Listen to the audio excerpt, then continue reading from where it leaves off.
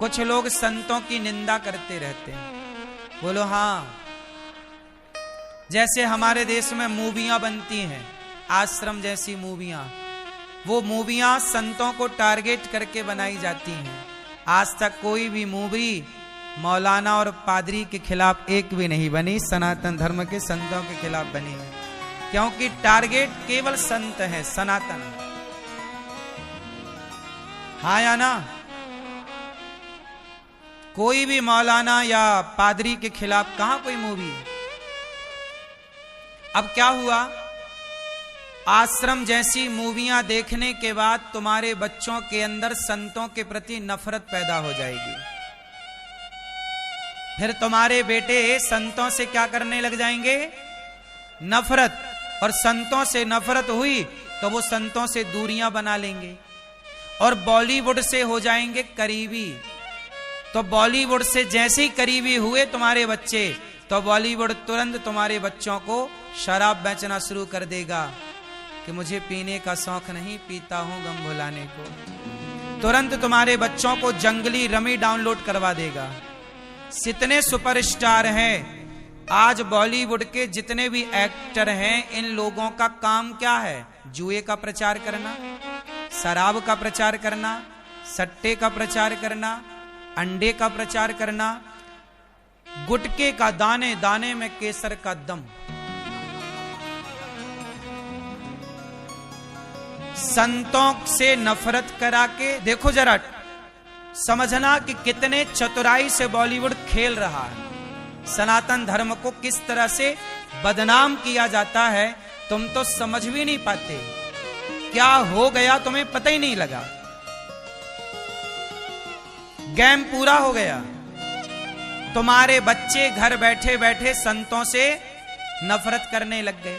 बॉलीवुड चाहता है कि आज के युवा संतों से नफरत करने लग जाएं। क्यों?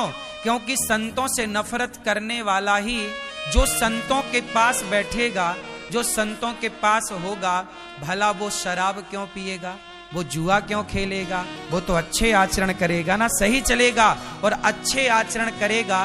तो बॉलीवुड के एक्टर जो शराब का प्रचार करते हैं, पर शराब पिएगा कौन? शराब के ठेके तो बंद हो जाएंगे। तो शराब को बेचना है, इसलिए भारत में जितनी मूवियां बनती हैं, अधिकांश मूवियों में शराब पीने के सीन होते हैं। क्या ये शराब का शराब को प्रमोशन नहीं कर रहे हैं, प्रमोट नहीं कर रहे हैं? क्या ये शराब का इनडायरेक्ट मूवियों के द्वारा प्रचार नहीं कर रहे हैं? गाने बने साहब, मुझे पीने का शौक नहीं, पीता हूं गम भुलाने को।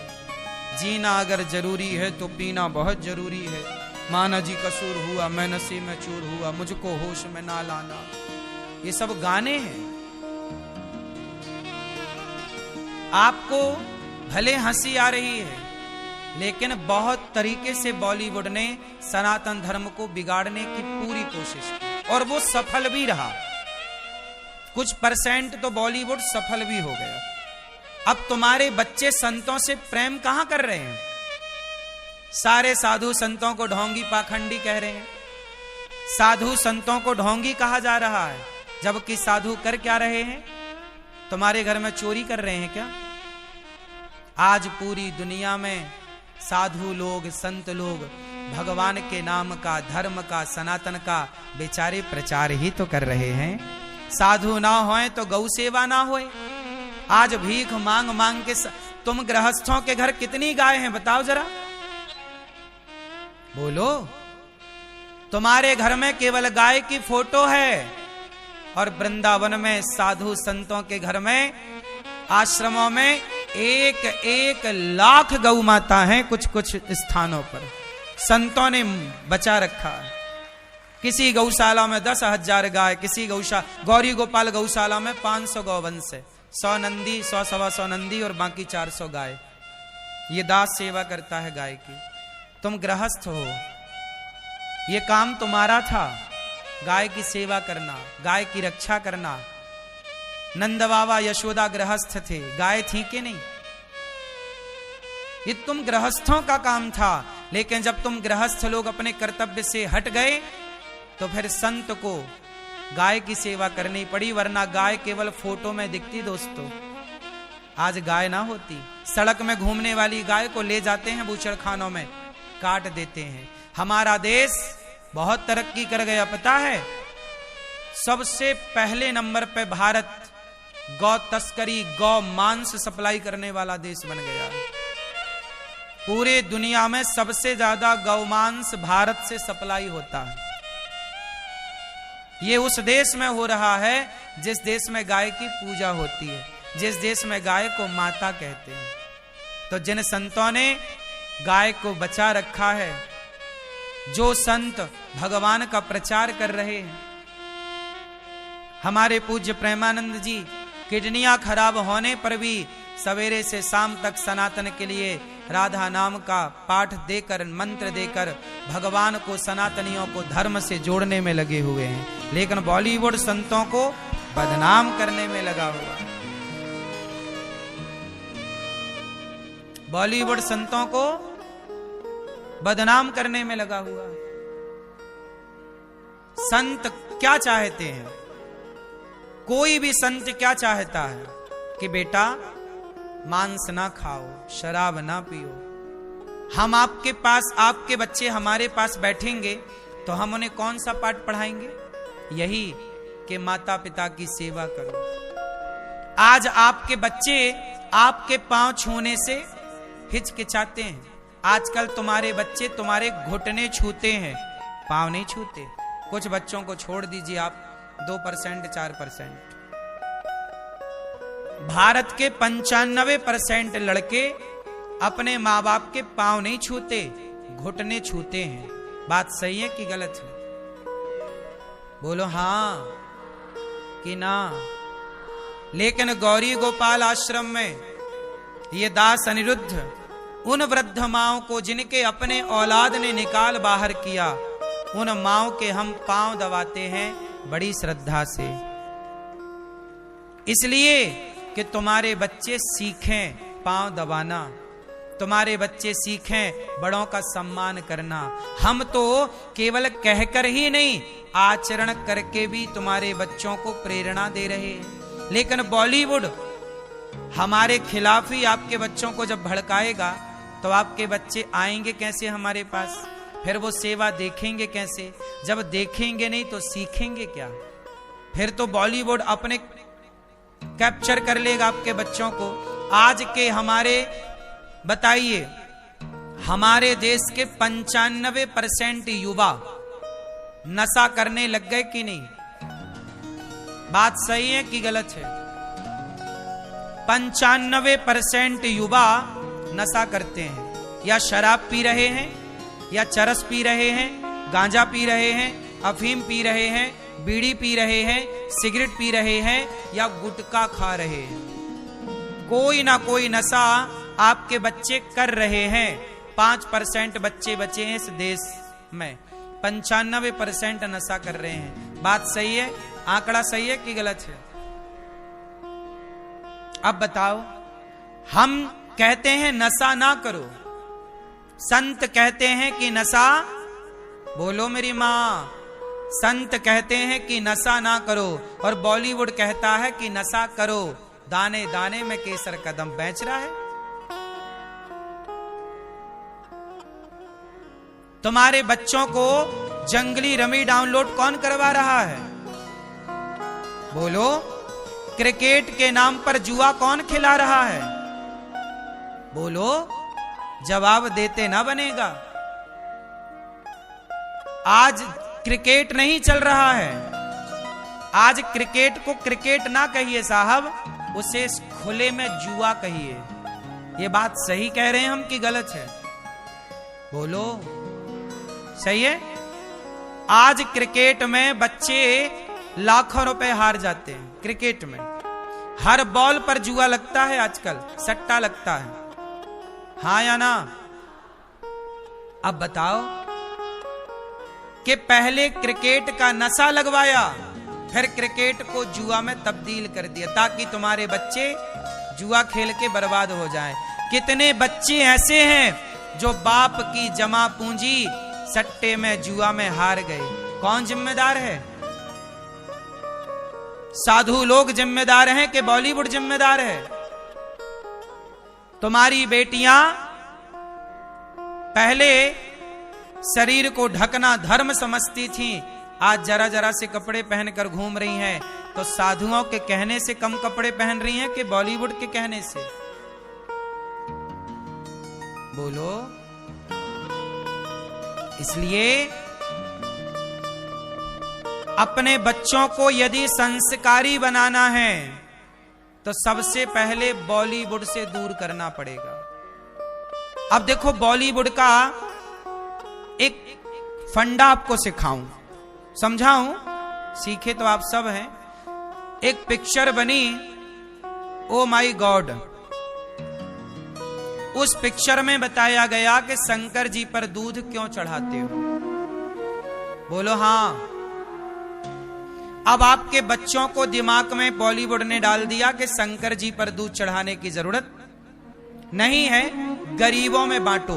बात तो बिल्कुल सही है कि गरीबों में बांटो, शंकर जी के ऊपर चढ़ाओगे बह जाएगा, ऐसा बॉलीवुड का कहना है। ठीक है, लेकिन मैं एक आगे सवाल कर लूं कि तुम्हें बॉलीवुड वालों को यदि गरीबों की इतनी ही चिंता है कि गरीबों में बांटो, तो तुम जो पिक्चर बना के हजार हजार करोड़ कमाते हो एक मूवी से, पिक्चर से, उसमें से कितना तुमने गरीबों को बांट दिया ये बताओ।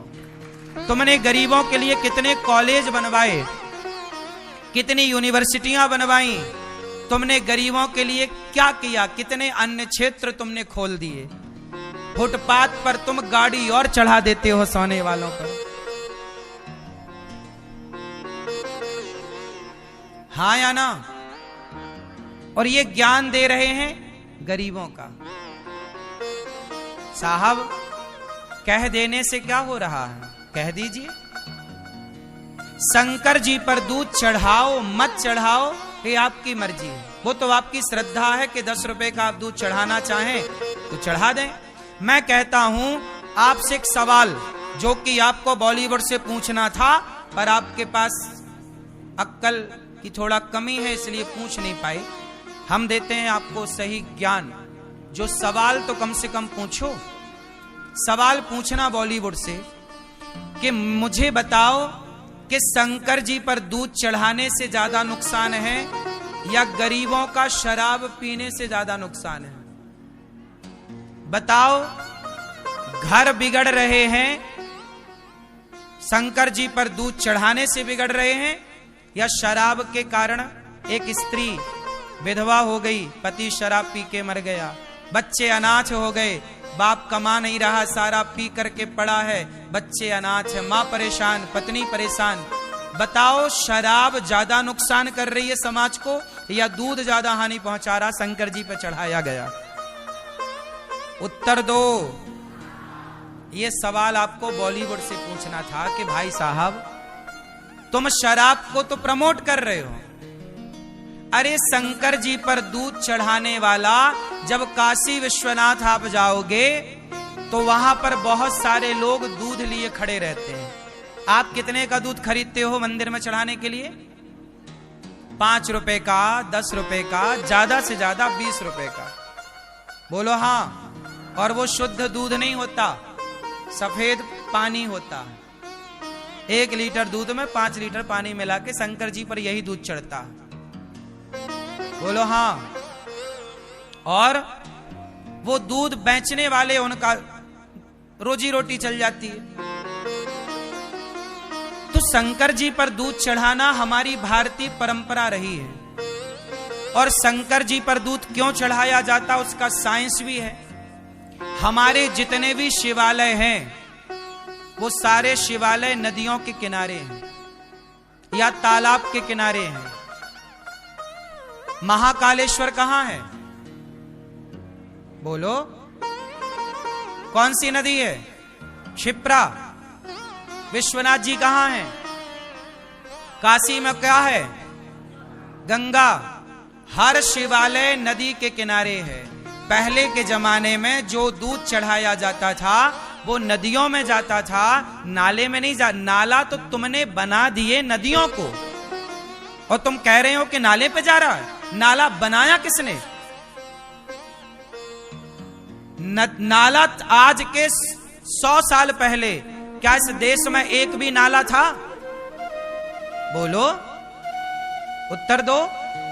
क्या 100 साल पहले जब नाला नहीं था तब क्या शिवालय नहीं थे? लेकिन तुम्हें यह बात बॉलीवुड नहीं बताएगा। शिवालय तो तब भी थे जब नदियां नदियां थीं। आज के विकास के नाम पर तुमने नदियों को क्या बना दिया? नाला। और शंकर जी शिवालय जो हैं वो नदियों के किनारे हैं। जब शंकर जी पर कोई दूध चढ़ाता तो दूध जाता नदियों में, और नदियों में रहती हैं मछलियां, और वो मछलियां दूध का भोग लगाती हैं, मछलियां दूध पीती हैं। तो हमारे जो पुरखे थे, हमारे बाप दादे, उन्होंने सोचा कि तालाब की मछली को, नदी की मछलियों को भी इसी बहाने दूध मिल जाएगा। भाई पहले के जमाने में क्या था साहब, सुनो, दूध होता था ज्यादा। घर में 20-20 गाय होती थी, वो सबके घर होती थी। पहले घर घर गांव गांव दूध की नदियां बहती थी। मैं 100 साल 50 साल पुरानी बात कर रहा हूं बस। बोलो हाँ। और भारत की एक परंपरा थी कि भारत में घर घर गाय थी। बताओ, आप जितने लोग यहां बैठे हैं, तुम्हारी 2 पीढ़ी 3 पीढ़ी पहले तक घर में 10-10 20-20 नंग गाय रही होंगी। मैं गारंटी लेता हूं इस बात की। आप कितने लोगों ने देखा है अपने पुरखों के घर में गायों को? 10 नंग 20 नंग 50-50 नंग गाय। हाँ या ना? सही है, हम गलत कह रहे हैं? अब बताओ, पहले के जमाने में दूध ज्यादा होता था सबके घर में, और इतना ज्यादा होता था कि कहावत हुई कि भारत में तो दूध की नदियां बहती हैं। बोलो हाँ। सुनो, एक और हमारे देश में बात थी, हमारे यहां दूध कभी बेचा नहीं जाता था। बोलो हाँ। दूध केवल ग्वाला बेच सकता था, ब्राह्मण क्षत्रिय कभी दूध नहीं बेच सकता था। ब्राह्मण को दूध बेचने का अधिकार नहीं है, पाप है। घी बेचने का अधिकार नहीं है, पाप है। तो जब ब्राह्मण के क्षत्रिय के घर में दूध होता, इतना होता कि पिए ना पिबता, तो फिर लोगों ने कहा यार करें क्या? बोले फेंकेंगे तो पाप लगेगा, गोरस है। तो चलो शंकर जी को नहवाते हैं, दूध से पुण्य भी मिल जाएगा और दूध मछलियां भी पी लेंगी। इसलिए शंकर जी पर दूध चढ़ाने की तब परंपरा थी। कब परंपरा? ये शंकर जी पर दूध चढ़ाने की परंपरा आज की है कि लाखों साल पुरानी है? बोलो। तो आज के 100 साल पहले झांक कर देखो तो सही कि भारत था कैसा। हमारे यहां कोई दूध की कमी थी क्या? अब कमी है। तो अब लोग कह रहे हैं कि गरीबों में बांट दो। ठीक है भैया, बांट दो। गौरी गोपाल में तो अखंड रसोई चल रही है, बट ही रहा गरीबों में, सब में। इन बॉलीवुड वालों से पूछो कि भैया तुमने कितना बांटा? तुम्हारे अन्य क्षेत्र दिखाओ, कहां चला रहे हो? केवल डींगे मार रहे हैं, बातें कर रहे हैं।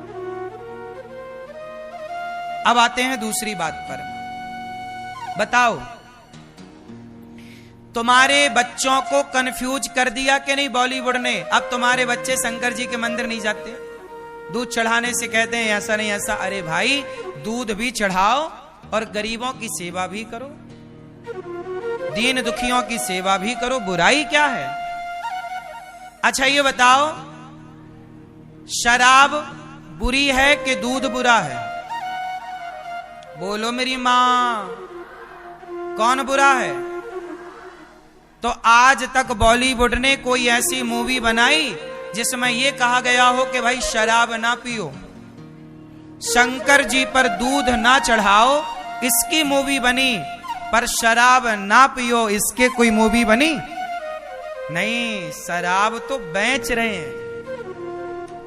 कुल मिलाकर शंकर जी पर दूध क्यों? टारगेट सनातन धर्म। एक और बात बताऊं आपको, कल मेरे पास एक बच्चा आया, उसके पिताजी लेकर आए, बिहारी जी का दर्शन करके वो लौटा तो उसके ना जूते चप्पल चोरी हो गए। अब वो लड़का मेरे पास आया, बोले महाराज जी देखो हम दर्शन करने आए, हमारे जूते चप्पल चोरी हो गए। अब देखो ना, आजकल आस्था बनाने में कितना टाइम लग रहा है। लोगों के भीतर श्रद्धा जगाने में बड़ा टाइम लगता है, लेकिन श्रद्धा खत्म होने में बिल्कुल भी टाइम नहीं लगता। अब आप बताओ कि हमारे मंदिरों में मोबाइल चोरी होना, पर्स चोरी होना, जेब कटना, चैन चोरी होना, जूते चप्पल चोरी होना, ये पूरे भारत के मंदिरों में कॉमन सा नहीं हो गया है? बोलो। अब मैं आपको एक बात बताऊं कि यह भी एक षड्यंत्र है।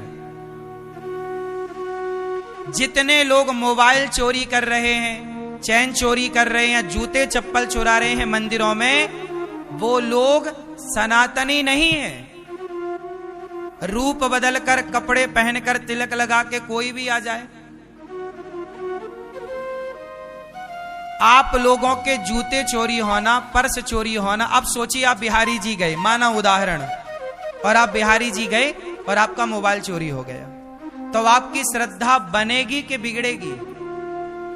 बोलो। इससे क्या हो रहा है कि सनातन धर्म में इस तरह से श्रद्धा पर प्रहार किया जा रहा है। किसी भी तरह से बॉलीवुड अपना काम कर रहा है, मूवियां बना बना के गलत, सनातन को बदनाम और बर्बाद करने के लिए, और ये षड्यंत्र अलग चल रहा है। चोरी, आपको पता है कथाओं में चोरी करने वालों के गिरोह चलते हैं, जत्था नहीं चलता, जत्था चलता है, उन्हें ट्रेनिंग दी जाती है चोरी कैसे करना। ये कोई सनातनी थोड़ी है। जैसे आतंकवादी, आतंक की शिक्षा पाकिस्तान दे रहा है, उसी तरह यह भी एक सनातन पर आतंक है। आपका मोबाइल चोरी होता है तीर्थ स्थान पर, आपकी श्रद्धा समाप्त हो जाती है। यार अगली बार नहीं आएंगे, हमारा मोबाइल चोरी हो गया। बात समझ में आ रही है आप लोगों को?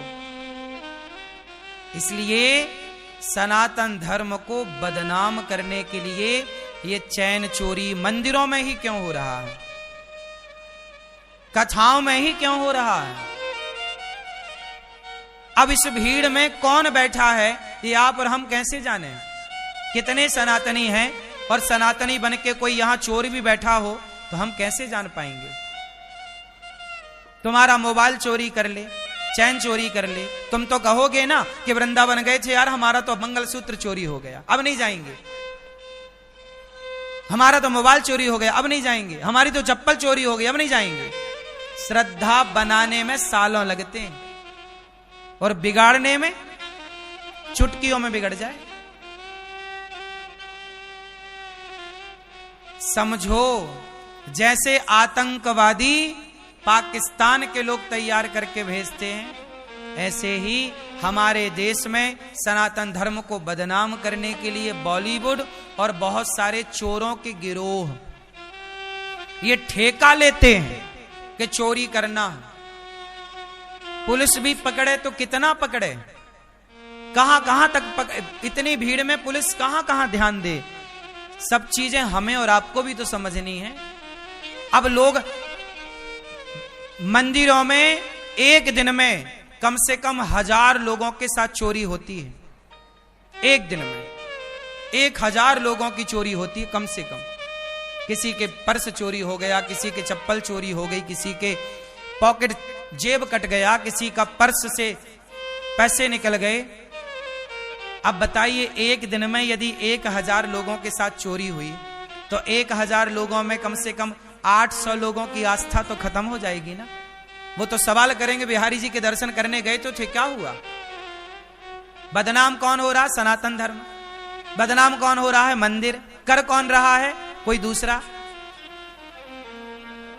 ये षड्यंत्र है।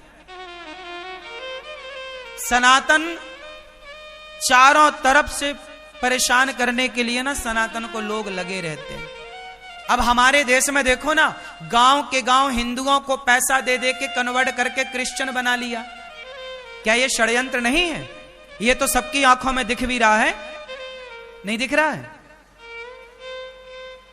हमारे हिंदुओं को पैसा दे दे के कन्वर्ट करा के क्रिश्चियन बना लिया कि नहीं? जहां मंदिर होते थे वहां मस्जिदें और चर्च हो गई। बोलो हाँ। क्या ये सनातन पर प्रहार नहीं है? लेकिन तुम्हें तो सुपर डुपर स्टार उन गुटखा बेचने वाले बॉलीवुड को ही मानना है। साधुओं को तुम कहते हो अरे ये तो बेवकूफ बना रहे हैं, साधुओं को तुम पाखंडी कह देते हो, साधुओं को तुम जो मन में आया वो शब्दावली प्रयोग कर लेते हो। लेकिन जो खुलेआम गुटखा शराब बेच रहे हैं, जो खुलेआम गलत परोस रहे हैं देश में बच्चों को, उन्हें आप सुपर डुपर स्टार बनाए बिठाए हैं। और जो साधु संत सनातन की सेवा में वर्षों से लगे हैं, उन संतों को आप पाखंडी कह रहे हैं। कैसा न्याय है आप लोगों का? क्यों नहीं समझते चीजों को गंभीरता से और बारीकी से? तुम्हें ऊपर ऊपर का दिखता है, तुम गहराइयों में तो जाओ, एक बात, एक विचार तो करो। कैसा क्यों? सनातनी हम हिंदू कैसे हैं? हम चींटी को भी आटा डालते हैं, मछली को भी आटा, सांप को भी दूध पिलाते हैं। हम किसी का क्या बिगाड़ेंगे साहब? हम सनातनी कभी किसी को मारते नहीं हैं, कभी किसी को परेशान नहीं करते। लेकिन अब कुछ लोग, अब देखो ना, रोहिंग्या हमारे देश में घुस आए। रोहिंग्या कितना नुकसान कर, कहते हैं ये रोहिंग्या लोग आदमी को पका के खा जाते हैं, आदमी का मांस खाते हैं रोहिंग्या। अब बताओ, अभी तक तो मुर्गा खाते थे लोग, बकरा खाते थे, अब आदमी खाने लग गए। क्या बड़ी बात है? कितना भयानक है ना ये सब। इसलिए सरकार को भी जागरूक होना चाहिए, और मूवियों को आप भी बाइकआउट करो कि हम ऐसी मूवियां नहीं देखेंगे जो हमारे सनातन धर्म पर प्रश्न चिन्ह लगाए। तुम क्या प्रश्न चिन्ह लगाओगे मूर्खो? तुम्हारे पास अक्ल कितनी है? 4 लाइन पढ़ लेने से कोई ज्ञानी नहीं हो जाता। सनातन धर्म को जानने के लिए, सनातन धर्म को समझने के लिए बहुत अध्ययन की जरूरत है, बहुत गहराई की जरूरत है। यूं हवा में ना समझ में आएगा तुम्हें सनातन। सनातन धर्म श्रेष्ठ है, ऐसे ही थोड़ी श्रेष्ठ है। 700 साल गुलाम रहा, फिर भी सनातन जस के तस खड़ा है। कोई तो बात होगी, वरना कोई इतने साल गुलाम रहे तो पूरा कन्वर्ट हो जाता। कितने देश गुलामी के बाद खत्म हो गया उनका अस्तित्व। लेकिन हमारा अस्तित्व यदि जीवित है तो कोई बल तो होगा, कोई शक्ति तो है। बस हम सनातनियों को बस अपने धर्म का प्रचार करना चाहिए। आजकल के बच्चे, मुसलमान कभी कुरान को जलाता नहीं, कुरान का सम्मान करता है मुसलमान। ईसाई कभी बाइबल को जलाता नहीं है, बाइबल का सम्मान करता है ईसाई। लेकिन तमाम हिंदू लोग रामायण जलाते फिरते हैं, गीता जलाते फिरते हैं। नालायक पढ़ते भी हैं कि केवल जलाते हैं? इन्हें पढ़ना आता है? गीता हमारे भगवान कृष्ण की वाणी है। तुमने पढ़ा है गीता? जानते हो गीता को? बहुत लोग हमारे नेताओं, अभी कुछ समय पहले आपने देखा होगा, नेता लोग, कुछ नेता लोग रामचरितमानस जला रहे हैं। इन नेताओं से पूछो, नालायक तुमने पढ़ा है रामचरितमानस? तुम्हारे बाप दादों ने पढ़ी है? अर्थ जानते हो? अर्थ का अनर्थ करेंगे और जलाएंगे। ये देखो, आज तक किसी मुसलमान ने जलाया हो अपने ग्रंथ को तो बताओ। हिंदुओं को आज हिंदू पता नहीं कैसा हो गया है अपने धर्म से। याद रखना साहब, मोहम्मद गौरी और पृथ्वीराज का जब युद्ध हुआ तो पृथ्वीराज चौहान ने तो मोहम्मद गौरी को 17 बार हरा ही दिया था। 16 बार। बोलो हाँ। मोहम्मद गौरी को पृथ्वीराज ने कितनी बार हरा दिया? लगभग 16 बार। भगाया, चल नालायक भाग यहां से। लेकिन बाद में क्या हुआ? पृथ्वीराज चौहान के सगे ससुर पृथ्वीराज चौहान जी की पत्नी का नाम है संयोक्ता। संयोक्ता के पिता जयचंद। पृथ्वीराज के सगे ससुर ने मोहम्मद गौरी से हाथ मिला लिया। अब मोहम्मद गौरी की सेना हो गई डबल, ताकत हो गई ज्यादा। सोते हुए पृथ्वीराज को पकड़ लिया। युद्ध करते समय नहीं पकड़ा, छल से। हम सो रहे हैं और आप हमें मार दो तलवार से, तो इसमें हमारा क्या दोष है? ये तो आपने हमारे साथ छल किया। तुम्हारी मां ने दूध पिलाया होता तो युद्ध में आते, रणभूमि में आते। इसलिए हमारे यहां युद्ध होते थे ना, तो हमारे युद्ध में भी धर्म होता था। पीछे से प्रहार करने की परंपरा नहीं थी। क्यों जी? बात सही है। धर्म क्षेत्र कुरुक्षेत्र, धर्म का युद्ध है ये। पृथ्वीराज को पकड़ लिया, आंखें फोड़ दी, वो सब आप जानते हैं। मैं एक सवाल आपसे करूं कि गद्दार कौन था? जयचंद को आप गद्दार कहेंगे कि मोहम्मद गौरी को गद्दार कहेंगे? बड़ा गद्दार कौन है? मोहम्मद गौरी से डर नहीं है, क्योंकि मोहम्मद गौरी तो शत्रु है। वो खुले में शत्रु है। हमें पता चल जाए कि हमारा शत्रु है तो घबराने की जरूरत नहीं, खुले मैदान से लड़ेंगे, शत्रु है ना। लेकिन समस्या उनसे है जो घर में अपने बनकर बैठे हैं और वो खंजर पीठ में मार रहे हैं। इसलिए हमारे देश में जयचंद तब भी थे, और आज जो सनातन के खिलाफ गीता रामायण जलाने वाले लोग, यह भी आज के जयचंद हैं। सनातन से प्यार करो साहब, अपने धर्म को पढ़ो, अपने धर्म को जानो। यूं बात करने से नहीं होता। बिना तथ्यों के आप बात करेंगे, उन बातों में सार क्या निकलना है?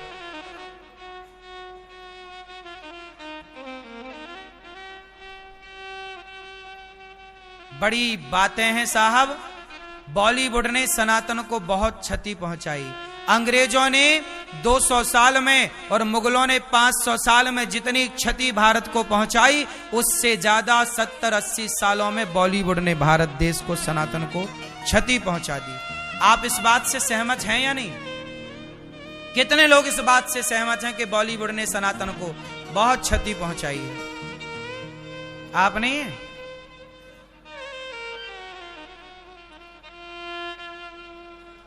मूवियां देखते हैं? कौन सी पसंद है? मुन्नी बदनाम हुई है, शीला की जवानी, फिर ताकते रहते तुझको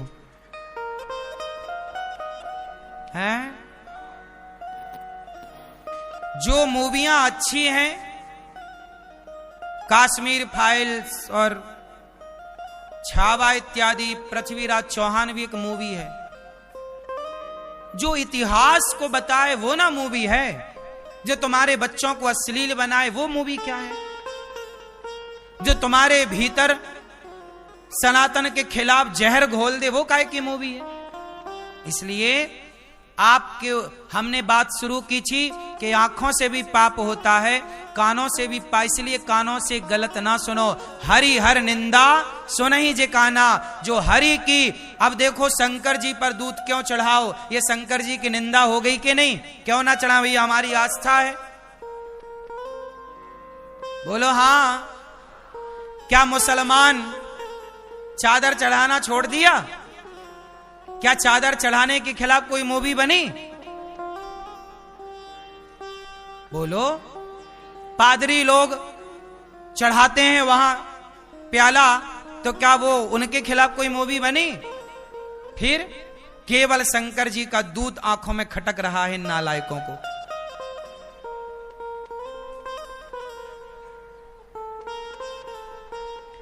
एक बात समझो, आप शंकर जी के मंदिर नहीं जा रहे हैं, मैं दूध नहीं चढ़ाऊंगा, क्या यह शंकर जी का अपमान नहीं है? बोलो। जबकि क्या लिखा? हरि हर निंदा सुनहि जे काना। हरि और हर की निंदा सुनना भी पाप है। तो बॉलीवुड खुलेआम भगवान की निंदा की मूवियां बना रही हैं और आप देख रहे हैं, तो ये सुनने से पाप नहीं लगता होगा? इसलिए भगवान की निंदा ना करो ना सुनो। भगवान के संदर्भ में कोई प्रश्न है, तुम्हें कोई बात समझ में नहीं आती तो पूछो, बताया जाएगा। सनातन धर्म इतना विशाल है, 4 वेद हैं, 18 पुराण हैं, दर्शन है, उपनिषद है, इतना ज्ञान है हमारे सनातन में। तुम्हें कोई बात समझ में नहीं आती तो पूछ लो। हम रोज प्रश्नोत्तरी करते हैं इसलिए कि भाई आपको कोई समझ में ना आए बात पूछ लो। पर सनातन बहुत बड़ी चीज है साहब, तुम्हें नहीं पता।